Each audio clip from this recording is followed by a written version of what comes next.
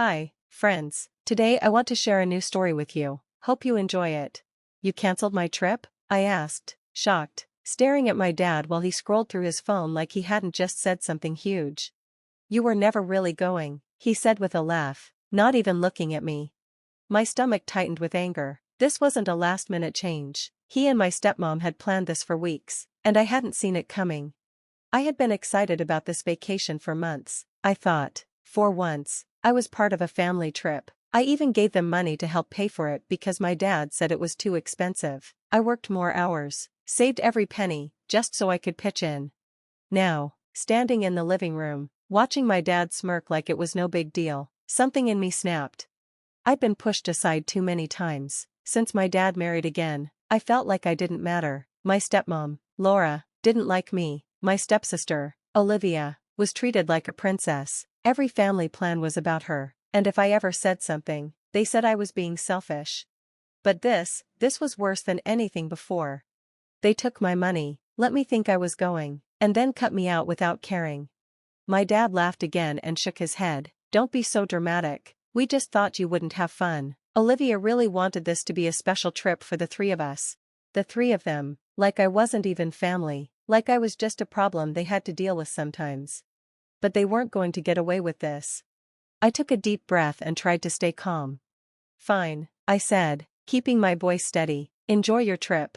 My dad barely looked at me, waving me off like I was a little kid throwing a fit. But he had no idea that I had more power over their trip than they realized. Since I had helped pay for things, my name was on many of the bookings, like the hotel, the rental car, and even a few activities. They were all linked to my credit card, and since they chose to leave me out, I decided they wouldn't be going either.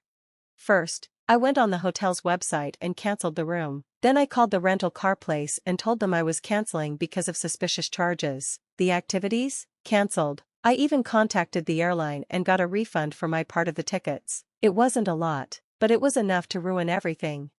The best part? I did all of this the night before they were supposed to leave. By the time they got to the airport, there'd be no hotel, no car, no fun plans waiting for them. The next morning, I woke up to total chaos. My phone was full of missed calls and angry texts. At first, my dad sounded confused. Did you cancel the hotel? The rental place says we don't have a reservation. Then the panic set in. What did you do? This isn't funny. Call me back. Finally, the rage came out. You ruined everything. We're stuck at the airport. Fix this, now. I just smiled and set my phone down. I had nothing to say. 2 hours later, he showed up at my place, banging on the door like a maniac. When I finally opened it, his face was red and furious. What did you do? He yelled. I canceled it all, I said calmly. Since I wasn't part of the trip, I didn't see why I should pay for it. His fists clenched, and for a second, I thought he might snap. You had no right. Now we're stuck. I shrugged. Sounds like a you problem. Maybe Olivia can help make this a fun trip for the three of you, right here at home. I could see it hit him. He realized he had gone too far. Now he was paying for it. He tried to argue, to guilt-trip me, but I wasn't listening. I told him everything, how they treated me like I didn't matter, took my money, and left me out. Now they knew what that felt like. He stormed off, furious. But I didn't care. For the first time in a long time, I felt like I had the power. And this wasn't the end. Because even though canceling their trip felt like the perfect payback, what came next? It was even better than I ever imagined. The mess from canceling everything turned out worse than I thought.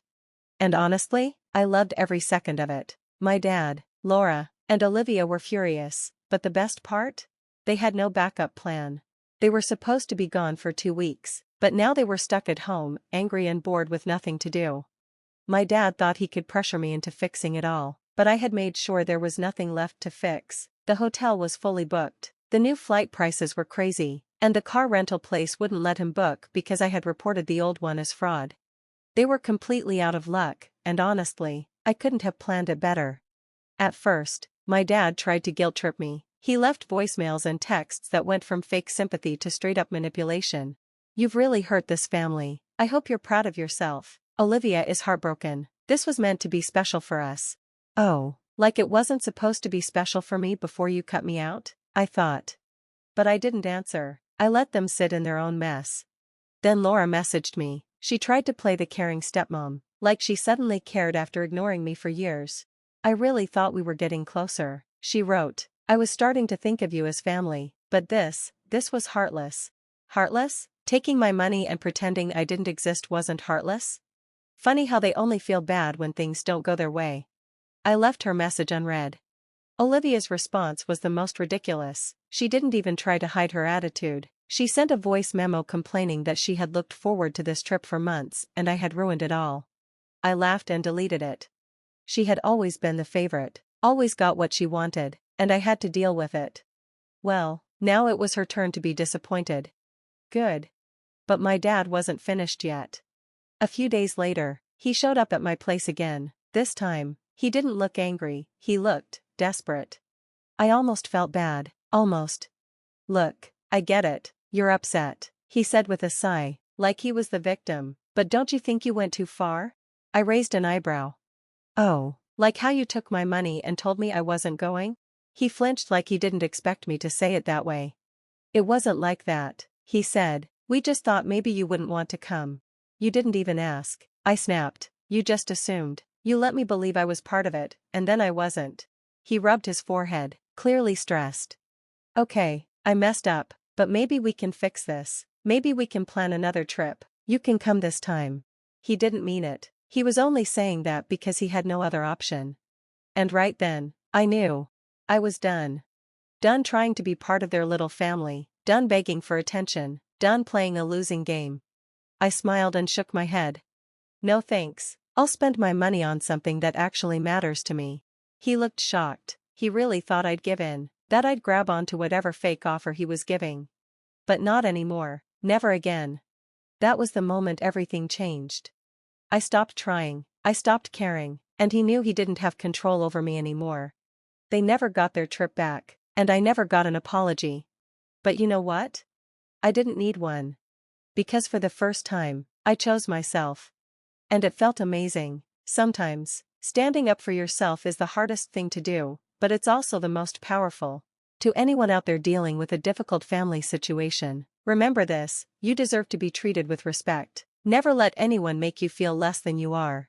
If you liked this story, don't forget to like, comment, and subscribe for more. I'd love to hear your thoughts or any similar experiences, share them below. Until next time, take care and stay strong.